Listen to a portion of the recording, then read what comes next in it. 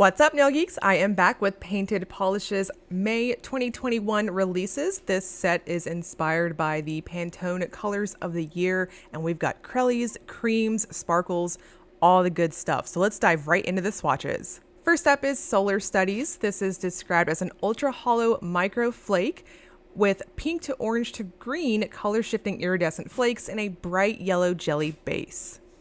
So the base color to this one, I do agree, is a bright yellow. I do think that in person, this does have just the slightest bit of a greenish sort of undertone. So not chartreuse per se, but it's almost like there's a Dijon sort of lean to the base color in some lighting situations. So for opacity, I'm going to suggest 2 coats on this. It's an absolute true jelly. So if you have a prominent free edge like myself, you're going to see just a touch of your smile line. The formula is quite squishy and plumping. So I stopped at the second coat since I didn't want to have any over buildup. So definitely going to be your preference. If you go in really thin, you might want to do 3 coats on it. And next is Sun Soaked. This is a pink to orange to green color shifting iridescent flaky in a bright yellow Crelly base. So this one is, in my opinion, quite a bit more vibrant of a yellow in comparison to Solar Studies. This is more of what I would consider a sunshine sort of yellow. It's quite vibrant in person, but as you build it up, in my opinion, I do think this one has just a touch of an orange lean to it in person. And it's definitely one that is going to play up against different lighting situations, whether or not that orange undertone comes out just a touch more. Now this one is also what I would consider a true jelly base in that whether you wear it at 2 or 3 coats, it's going to show your visible nail line. So again, if that bugs you, I would recommend a color correcting base coat of some type.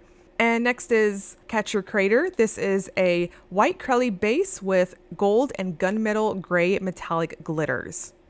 So this is what I would consider a true stark white sort of base. In my opinion, it is of a cool toned sort of white. So the glitters are quite dense in this one. They are of the somewhat smallish variety. So you'll get that nice speckled effect across your nails. This has a very Crelly but heavily leaning with being a creamy sort of formula, very satisfying on the brush strokes, and I think across the board 2 coats is going to be perfect for most. This dries down flat, but I had no issues with texture or anything, so I don't really see the need for, say, a glitter smoothing top coat. I think a good glossy top coat is going to be perfect.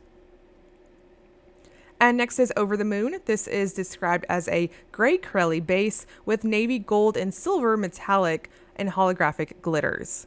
So kind of similar to Catch Your Crater. However, this one, in my opinion, has just a bit more of a truer Crelly sort of lean to the formula. It's got a touch of squish factor to it, and depending on how you polish, I'm going to suggest between 2 and 3 coats. This one is also packed full of those adorable little speckled sort of glitters, and I had no issues getting them out of the bottle either. So my bottles get a good shake before I apply, and no issues to report there. Now this one also dries down quite flat. Again, I didn't really see a need to go in with a glitter smoothing top coat, but if your top coat that you're going to reach for is on the thinner side, I would suggest going in with maybe a glitter smoother just to kind of help even everything out. This isn't super textured per se.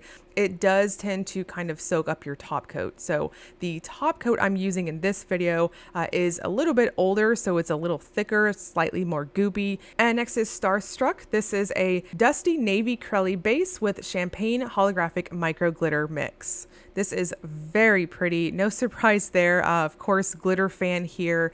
This builds up beautifully. It's got a very satisfying, smooth formula, and it just self-levels really well. This is what I would consider a somewhat Crelly formula, but it's very creamy on those brush strokes. Now for full coverage, I'm going to suggest between 2 and 3 coats. On this one, I had no issues getting glitters out of the bottle either. Nice micro glitter mix, quite sparkly, and they are of the finer particle size, so you'll get that nice, very soft sort of twinkling effect.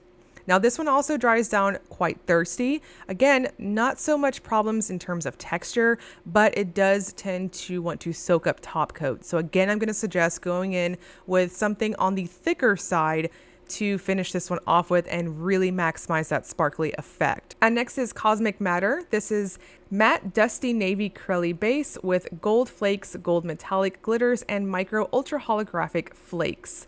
This in our PR information did state that it will dry down matte, so you'll definitely want to use something real glossy to finish it off. And I do agree with that. This has a very curly formula to it, but it does dry down a bit thirsty because the glitters in this one are of the medium particle size. So a little bit more of a not so much super turbo texture, but definitely thirsty. So I went in once again with that gloopier top coat that's a little bit older and has been sitting in my stash for a hot minute. And you can see that on the full hand shot, no texture to report there. So definitely want to use a really good glossy top coat for most of the polishes in this release. And I really liked how the gold popped so well against that base. And finally, we have Stampin Space. This is described as a one-coat dusty navy cream that doubles as a stamping polish. It's even completely opaque over black. And I do agree with that. This is wonderful, absolute perfection of cream formula. I love creams that are just so opaque as you apply. So for opacity, I'm going to suggest one coat on this one if you decide to wear it on its own. Beautiful self-leveling formula. You can see it on that first coat. I went in slower just to like really enjoy those satisfying brush strokes, and it dries down semi-gloss. So I think any top coat is perfect for this one. Now to go in and test out whether or not this stamps, I went in with a Born Pretty plate. This one is really old. I've had this one for a long time, and I'm doing a little bit of peekaboo there since you can see my face. This stamps very well, and it shows up so good over a black cream. So I definitely classify this as a perfect stamping polish too. So easy stamping ability. Now the Out of This World collection will launch May 27th, tomorrow at 5 p.m. Pacific time. You can grab the full collection for $70, and I'll also list the individual prices below. They are going to range between $10 to $13 depending on the polish. I will link you guys below to Painted Polish's website if you want to check that out, and the Facebook group for additional swatches. And as always, if you enjoyed the video, please like and subscribe. Thank you so much for watching.